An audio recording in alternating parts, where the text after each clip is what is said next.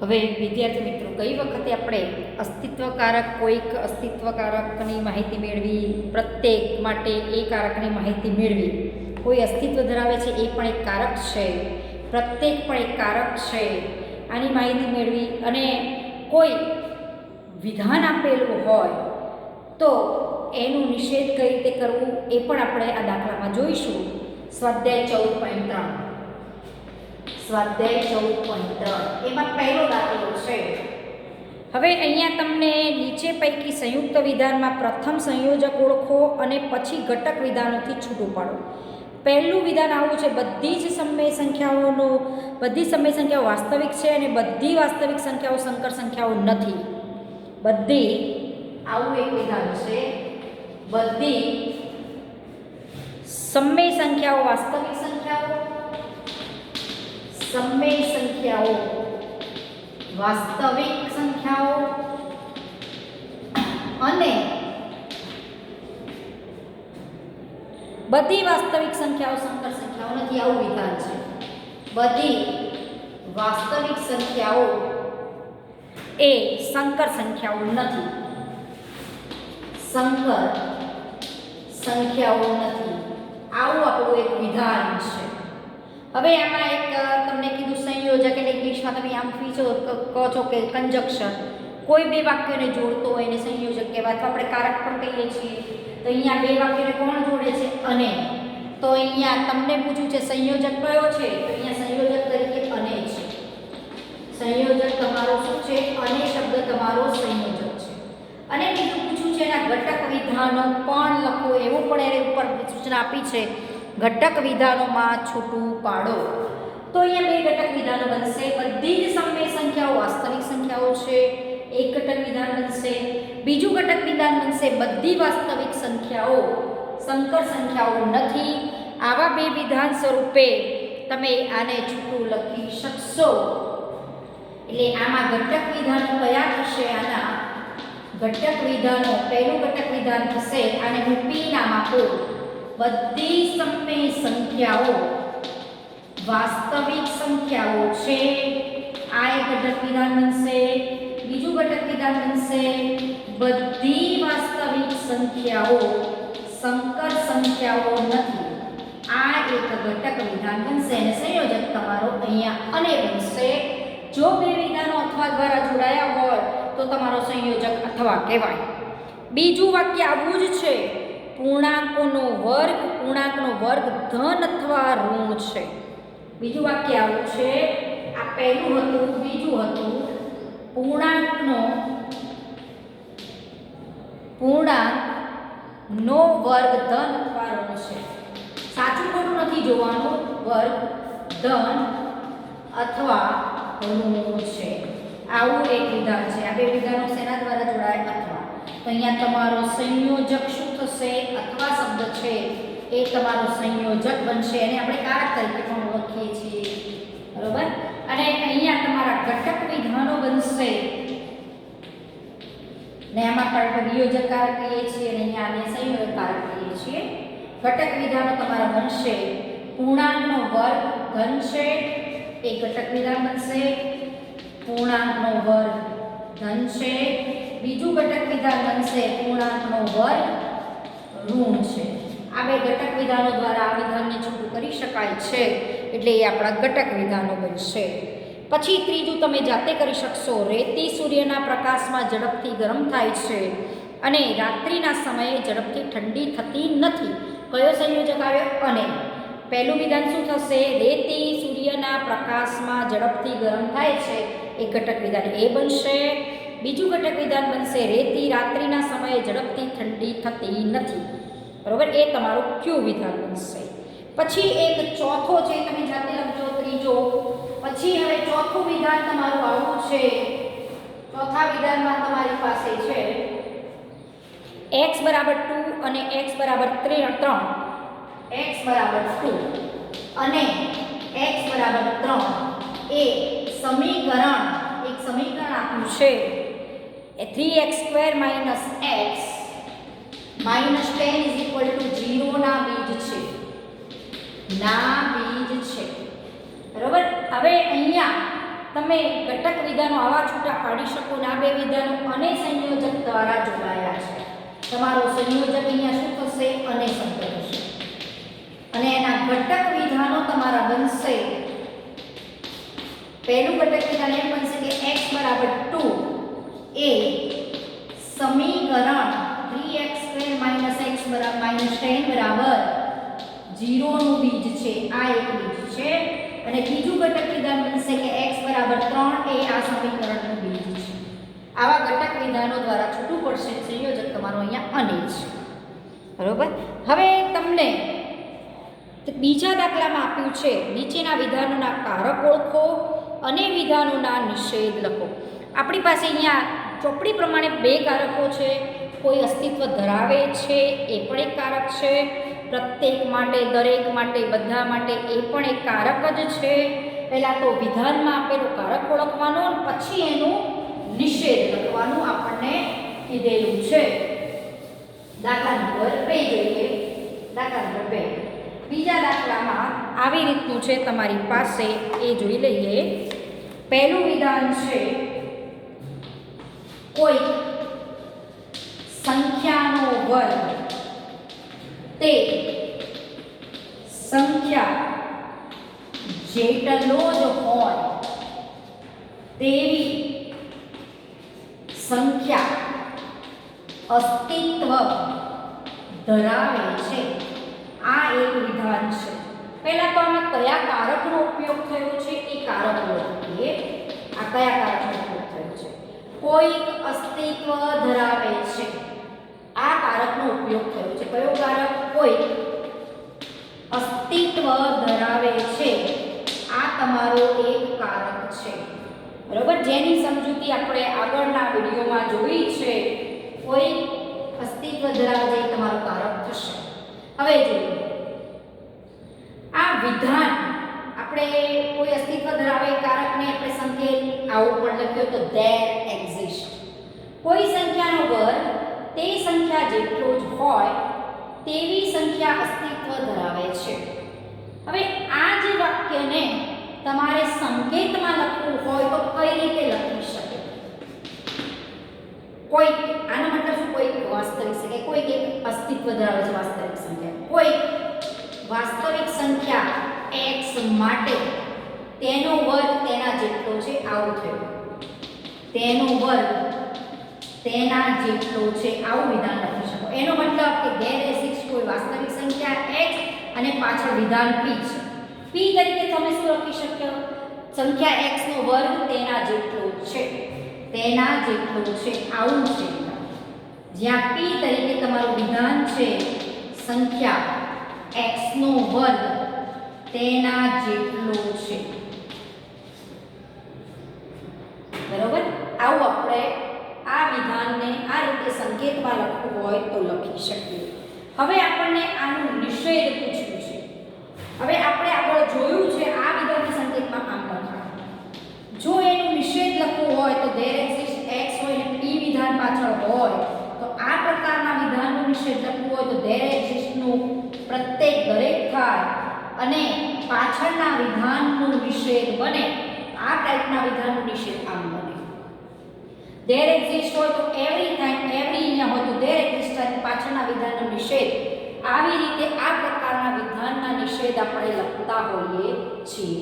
તો તમે આ વિધાનનો નિષેધ આવું લખી શકો કે દરેક, પ્રત્યેક એટલે દરેક વાસ્તવિક સંખ્યાનો વર્ગ.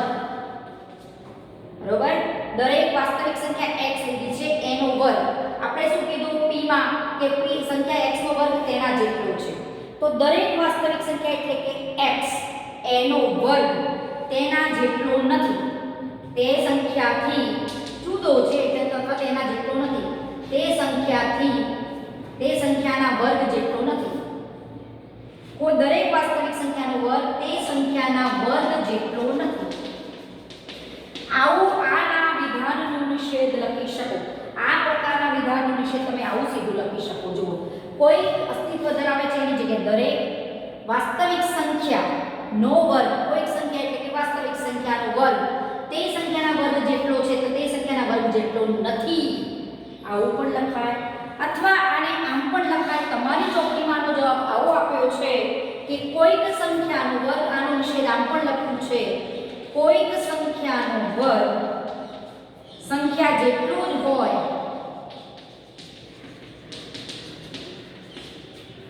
તેવી કોઈ વાસ્તવિક સંખ્યા અસ્તિત્વ ધરાવતી નથી.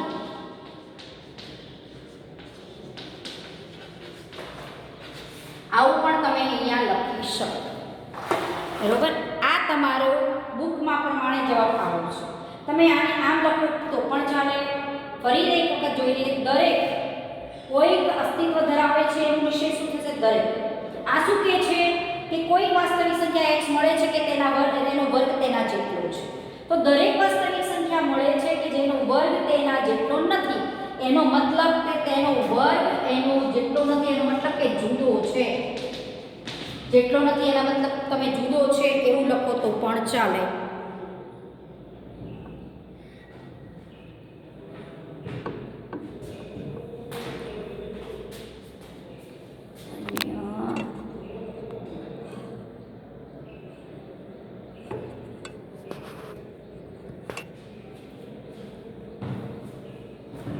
ફરીથી વિદ્યાર્થી મિત્રો આનો આપણે નિષેધ ફરીથી જોઈ લઈએ, કારણ કે સપોઝ તમને વિડીયોમાં નીચેનો પાર્ટ લગભગ દેખાતો નથી તો એ વસ્તુ અહીંયા આપણે લખી શકશું.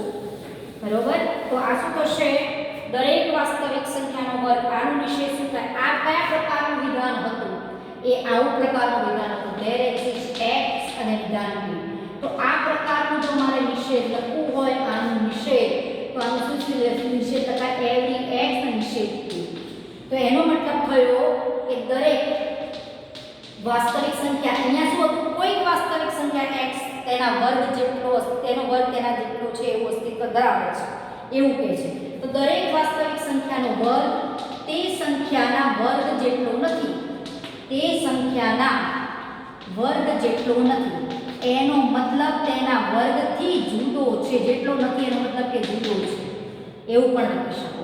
અને આ જ વસ્તુને તમારે જો ચોપડીમાં જવાબ આપ્યો છે એ પ્રમાણે લખવો હોય તો પણ સાચો છે, અથવા આને આમ પણ લખી શકો કે કોઈક વાસ્તવિક સંખ્યાનો વર્ગ, કોઈક વાસ્તવિક સંખ્યાનો વર્ગ સંખ્યા જેટલો જ હોય, સંખ્યા જેટલો જ હોય તેવી વાસ્તવિક કોઈક વાસ્તવિક સંખ્યા અસ્તિત્વ ધરાવતી નથી. તેવી કોઈ વાસ્તવિક સંખ્યા, પેલામાં શું છે? અસ્તિત્વ ધરાવે છે એવું લખ્યું છે, તો અસ્તિત્વ ધરાવતી નથી. આનું નિષેધ તમે આવું પણ લખી શકો, આ નિષેધ લખો તો પણ સાચું જ છે. બરોબર, એટલે વિધાનમાં પહેલા કારક ઓળખવાનું. કોઈક અસ્તિત્વ ધરાવે છે, કારક છે, પાછળના વિધાનને p કહેવાનું. તો આ પ્રકારનું તમારું વિધાન હતું. એનો નિષેધ કરવું હોય તો there exists નું every થાય અને પાછળના વિધાનનો નિષેધ બની જાય. બરોબર, આવો જ તમારો બીજા દાખલામાં બીજો દાખલો આવો છે. એમાં તમને એક વિધાન આવું આપેલું છે. વિધાન આપ્યું છે તમને આવું કે પ્રત્યેક 14.3 એમાં બીજાનો બીજો વિધાન આવું આપ્યું છે.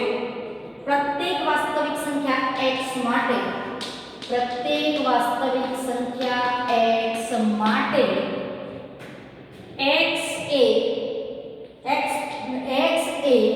x plus 1 કરતા નાની સંખ્યા છે, નાની સંખ્યા છે. આ પ્રકારનું તમારું વિધાન છે. તો એમાં પહેલા તો કારક ઓળખવાનું કીધું છે, તો કયો કારક આવશે? પ્રત્યેક. આ એક કારક છે, આ શબ્દ એક કારક છે. હવે આ વિધાનને તમારે સંકેતમાં લખવો તો શું લખી શકો? સંકેતમાં લખવો તો પ્રત્યેકની જગ્યાએ every, વાસ્તવિક સંખ્યા x અને પાછળના વિધાનને p. જ્યાં p તરીકે તમારી પાસે છે p તરીકે વિધાન શું થશે? x એ વાસ્તવિક સંખ્યા x એ x plus 1 કરતા નાની સંખ્યા છે. આ તમારું વિધાન હશે. એટલે આમાં પ્રત્યેક એ કારક છે અને વિધાનને સાંકેતિક સ્વરૂપમાં લખો તો આમ લખાય. હવે આ પ્રકારના વિધાનનો આપણે નિષેધ પૂછવો છે. તે વિધાન આ પ્રકારનું લખવું તો એનું નિષેધ શું થાય? આનું નિષેધ થાય એવરીનું there exists ને પાછળના વિધાનનો નિષેધ બની જાય. એટલે આ પ્રકારના વિધાનનો નિષેધ તમે લખી શકશો. તો ધેર એક્ઝિસ્ટનો મતલબ શું? કોઈક વાસ્તવિક સંખ્યા x એવી અસ્તિત્વ ધરાવે છે કે જેમાં x એ x + 1 કરતાં નાની સંખ્યા નથી. નિષેધ પીનું નિષેધ લખવું હતું તો વાસ્તવિક સંખ્યા x એ x + 1 કરતાં નાની સંખ્યા નથી. તો તમે આના નિષેધને આવી રીતે લખી શકો શબ્દોમાં: કોઈ પણ વાસ્તવિક સંખ્યા x અસ્તિત્વ ધરાવે છે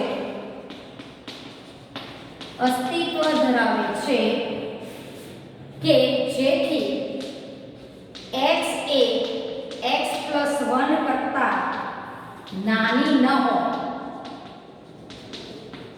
અહીંયા શું કહે છે? વાસ્તવિક સંખ્યા x x + 1 કરતાં નાની છે, તો એનો નિષેધ શું થાય? વાસ્તવિક સંખ્યા x x + 1 કરતાં નાની ના હોય. આ વિધાનનો નિષેધ થયો. અને ધેર એક્ઝિસ્ટનો ઉપયોગ કર્યો. કોઈ વાસ્તવિક સંખ્યા અસ્તિત્વ ધરાવે છે કે જેથી x કોઈ પણ અથવા તો કોઈ વાસ્તવિક સંખ્યા x અસ્તિત્વ ધરાવે છે કે જેથી x એ x + 1 કરતાં નાની સંખ્યા હોય ન હોય. બરોબર? આ વિધાનનો નિષેધ આ પ્રમાણે થશે. પછી આમાં ત્રીજું વિધાન તમને આપ્યું છે. ત્રીજું વિધાન આપ્યું છે: ભારતમાં દરેક રાજ્યને એક રાજધાની હોય છે. ભારતમાં દરેક રાજ્યને એક રાજધાની હોય છે. હવે અહીંયા દરેક શબ્દ વપરાયો એટલે કારક તમારું થશે દરેક કારક અથવા તો પ્રત્યેક પણ કહેવાય. અથવા અને પ્રત્યેક અથવા ભારતમાં પ્રત્યેક રાજ્યની એક રાજધાની હોય છે એવું શબ્દ લખ્યો હોય તોય ચાલે. અહીંયા પ્રત્યેક પણ તમે શબ્દવારક તરીકે ઉપયોગ કરી શકો. હવે વિધાનને સંકેતમાં લખો તો કેવી રીતે લખાય? સંકેતમાં પ્રત્યેક x અને વિધાન p. તો p શું હશે? ભારતના રાજ્યની રાજધાની. જ્યાં p એ તમારું શું બનશે? ભારતના રાજ્યની રાજધાની. જ્યાં p તરીકે વિધાનમાં x, અહીંયા જે x લીધો છે, x એ ભારતના કોઈ રાજ્યની તમારી રાજધાની હશે. ભારતના રાજ્યની રાજધાની. હવે આપણે આનું લખવું છે નિષેધ. આ પ્રકારનું વિધાન છે. આ પ્રકારના વિધાનનું જ્યારે પણ નિષેધ કરવો હોય તો એવરી ધેર એક્ઝિસ્ટ ને પાછળના વિધાનનો નિષેધ થાય. તો એમ કહે છે કે ભારતમાં દરેક રાજ્યને એક રાજધાની હોય છે. તો ભારતમાં કોઈક રાજ્ય એવું અસ્તિત્વ ધરાવે છે કે તેને એક પણ રાજધાની નથી અથવા તો તેને રાજધાની નથી. એટલે કે ભારતમાં કોઈક રાજ્ય એવું અસ્તિત્વ ધરાવે છે કે જેને રાજધાની નથી. ભારતમાં આ જ વસ્તુને શબ્દોમાં લખીએ. ભારતમાં કોઈક એમ કે છે દરેક રાજ્યને રાજધાની છે. તો વિશેષ શું થાય? કોઈક રાજ્ય અસ્તિત્વ ધરાવે છે કે જેને કોઈ રાજધાની નથી.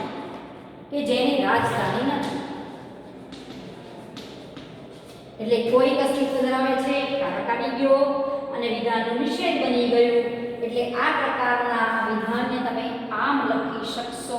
અહીંયા તમે x ના લખો પણ ચાલે, કારણ કે x તરીકે ભારતનું કોઈ રાજ્ય જ છે. x ભારતનું કોઈ રાજ્ય છે, એવી જ રાજ્યની રાજધાની છે. x એટલે અહીંયા ન લખો તો પણ ચાલશે. અને આ પ્રકારના વિધાનમાં તમે આ રીતે એનો નિષેધ લખી શકો. પહેલા આ બધી જ વસ્તુ તમારે ખાલી ઓળખવાની તમારી જાતે છે. ખાલી તમારે કોઈ પ્રશ્ન પૂછાય તો આટલો નાટલો જવાબ લખવાનો. આ વિધાનનો નિષેધ આવો થાય. પહેલા તો કારક ઓળખવાનું. કારક ઓળખ્યા પછી મગજમાં આટલું અર્થઘટન જાતે કરવાનું કે એવરી અને પી છે. તો એનો નિષેધ શું થાય? ધેર એક્ઝિસ્ટ નિષેધ થાય. તો આ શું વાક્ય કહે છે? ભારતમાં દરેક રાજ્યની એક રાજધાની હોય છે. તો શું થાય? ભારતમાં કોઈક રાજ્ય અસ્તિત્વ ધરાવે છે કે જેને કોઈ રાજધાની નથી. બરોબર? આ પ્રકારનું એનું નિષેધ થઈ શકે. દરેકનો કોઈક અસ્તિત્વ ધરાવે છે અને વિધાનનો નિષેધ બનવું જોઈએ. આ પ્રકારના વાક્યના નિષેધ આ પ્રમાણે કરી શકશો. હવે જોઈએ દાખલા નંબર 3. ત્રીજા દાખલામાં બે વિધાનો આપ્યા છે અને ચકાસો કે એકબીજાના નિષેધ છે કે નહીં આપણે ચકાસવાના છે. ધારો કે પહેલું વિધાન આપ્યું છે: બધી જ વાસ્તવિક સંખ્યાઓ x અને y માટે x + y = y + x એ સત્ય છે. આ એક વિધાન આપ્યું છે અને બીજું વિધાન આપણને આપ્યું છે કે x y y x થાય તેવી વાસ્તવિક સંખ્યાઓ x અને y અસ્તિત્વ ધરાવે છે. આવું એક વિધાન છે. હવે એમ કહે છે કે આ બે વિધાનો એકબીજાના નિષેધ છે કે નહીં એવું ચકાસો.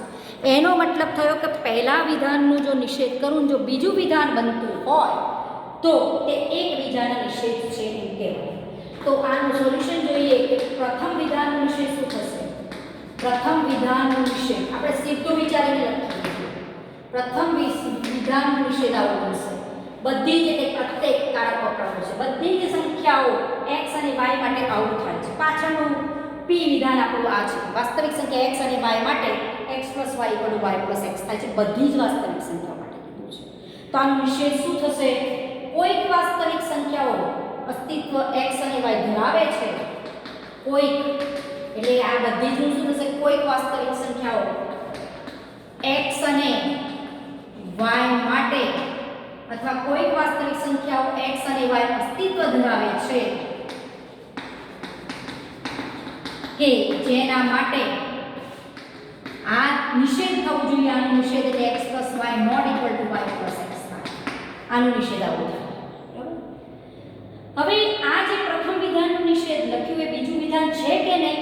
જો પ્રથમ વિધાનનું નિષેધ બીજું વિધાન બનતું હોય તો બંને વિધાનો એકબીજાના નિષેધ છે એવું કહેવાય. તો પણ બીજું તો વિધાન શું કહે છે? x + y = y + x થાય એવી વાસ્તવિક સંખ્યાઓ x અને y અસ્તિત્વ ધરાવે છે. અને આપણે શું લીધું? વાસ્તવિક સંખ્યા x અને y અસ્તિત્વ ધરાવે છે જેના માટે આ ઇક્વલ નથી. અને આ તો ઇક્વલ છે એવું કે છે જે બીજું વિધાન બનતું નથી. જે બીજું વિધાન નથી. પ્રથમ વિધાનનું જે નિષેધ લખ્યું એ બીજું વિધાન બનતું નથી. માટે જે પ્રથમ વિધાનનો નિષેધ લખો જો એ બીજું જ વિધાન બની જાય, બીજા પ્રકારનું જે વિધાન લખ્યું છે એ બની જાય તો એકબીજાના નિષેધ છે એમ કહેવાય. અથવા તમે આવું પણ કહી શકો, બીજા વિધાનનો નિષેધ જો પહેલું વિધાન બની જાય તો પણ તમે બે વિધાનો એકબીજાના નિષેધ છે એમ કહી શકો. માટે બંને વિધાન એકબીજાના નિષેધ નથી. બંને વિધાનો એકબીજાના નિષેધ નથી. એકબીજાના નિષેધ નથી આવું કહી શકાય. હવે જુઓ દાખલા નંબર 4. ચોથા દાખલામાં આપણી પાસે અહીંયા છે કે નીચેના વિધાનમાં અથવાનો ઉપયોગ સમાવેશ વિકલ્પ તરીકે થયો છે કે નિવારણ વિકલ્પ તરીકે થયો છે. તમારા જવાબનું સમર્થન આપો. પહેલું છે સૂર્ય ઉગે છે અથવા ચંદ્ર આથમે છે. અથવા ચંદ્ર આથમે છે. હવે બંને ક્રિયા એક સાથે ઉગે છે અથવા ચંદ્ર આથમે છે. સૂર્ય અથવાનો ઉપયોગ અહીંયા થયેલો છે પણ સૂર્ય ઉગે છે અને ચંદ્ર આથમે છે. જો બંને ક્રિયા એક સાથે થઈ શકતી હોય તો એ તમે સમાવેશ વિકલ્પમાં અથવાનો ઉપયોગ થયેલો છે એમ કહી શકો. પણ સૂર્ય ઉગે છે, ચંદ્ર આથમે છે. સૂર્ય ઉગે છે, ચંદ્ર આથમે છે એ બંને ક્રિયા એક સાથે નહીં થાય. સૂર્યનો ઉગવો અને ચંદ્રનું આથમવું બંને એક સાથે એક જ ટાઈમે નહીં થાય. એટલે અહીંયા અથવાનો ઉપયોગ નિવારક વિકલ્પ તરીકે થયેલો છે એમ કહેવાય. બીજો તમને આપ્યું છે વિધાન ડ્રાઇવિંગ લાયસન્સ મેળવવા માટે અરજી કરવા માટે તમારી પાસે રેશન કાર્ડ અથવા પાસપોર્ટ હોવા જોઈએ. તમે ડ્રાઇવિંગની અરજી કરવા જાઓ તો તમારો બેમાંથી એક હોય તો ચાલે પણ બંને હોય તોય ચાલી શકે. એટલે કહી શકો કે ડ્રાઇવિંગ લાયસન્સ મેળવવાની અરજી કરવા માટે તમારી પાસે રેશન કાર્ડ અથવા પાસપોર્ટ બંને હોવા જરૂર નથી. ગમે તે એક હોય તો ચાલે પણ બંને હોય તો તમને કોઈ કાઢી ના મૂકે. અરજી માટે બંનેનો ઉપયોગ કરી શકો છો. એટલે આ વિધાનમાં અથવાનો ઉપયોગ સમાવેશ વિકલ્પ તરીકે થયેલો છે. તમારે શું કારણ લખવાનું? ડ્રાઇવિંગ લાયસન્સની અરજી કરવા માટે તમારી પાસે રેશન કાર્ડ અને અથવા તો પાસપોર્ટ બંને હોય તો પણ તમે અરજી તો કરી શકો છો. બધી જ પૂર્ણાંક સંખ્યાઓ ધન અથવા ઋણ છે. આવું છે. આવું એક વિધાન છે. બધી જ પૂર્ણાંક સંખ્યાઓ ધન અથવા ઋણ છે. બંને એક સાથે ના હોય. કોઈ પૂર્ણાંક સંખ્યા ધન કહેવાય ને ઋણ કહેવાય એક સાથે શક્ય જ નથી. ધન તો ધન, ઋણ તો ઋણ, બંને એક સાથે શક્ય નથી. માટે અહીંયા જે ઉપયોગ અથવાનો થયો છે એ એ નિવારક વિકલ્પ તરીકે થયો છે. કારણ કે શું લખવાનું, કાં તો પૂર્ણાંક સંખ્યા ધન હોય અથવા ઋણ હોય, બંને એકસાથે શક્ય નથી આવું લખવાનું. માટે અહીં અથવા એ નિવારક વિકલ્પ તરીકે વપરાયેલું છે. એટલે 14.3 ના દાખલા તમે આ રીતે કરી શકશો. જે આગળનો પ્રેરણનો મુદ્દો છે, તો અને જો, તો પછી તો અને તો જ પ્રકારના પ્રેરણ જે છે, દ્વિપ્રેરણ ને પ્રેરણ, એની વાત આપણે પછીના લેક્ચરમાં કરશું.